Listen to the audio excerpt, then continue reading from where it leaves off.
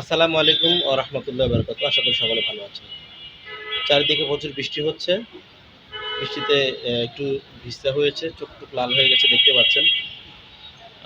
বৃষ্টিতে আমাদের ত্রাণ কার্যক্রম একটু অব্যাহত হচ্ছে, একটু সমস্যা হচ্ছে। যাই হোক, আমি আসলে মূলত আপনাদের সামনে আসার উদ্দেশ্য হচ্ছে এটাই।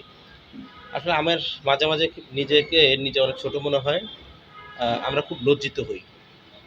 দেশের এই ক্লান্তিনগ্ন এই পরিস্থিতিতে বন্যায় যখন বানভাসী মানুষগুলো খাবারের জন্য হাহাকার করছে, পানিতে ছটফট করছে, আশ্রয় খুঁজে তারা হতাশা হয়ে পড়েছে। এমতো অবস্থায় কিছু দুষ্কৃতিকারী যারা আমাদের বাংলাদেশকে অস্থিতিশীল করতে চায় এবং বাংলাদেশের এই শান্তি শৃঙ্খলাকে নষ্ট করতে চায়, তাদের বিরুদ্ধে রুখে দাঁড়ানো দরকার এবং তাদেরকে চিহ্নিত করে খুঁজে খুঁজে বের করা দরকার। কেন তারা এই দেশের শান্তি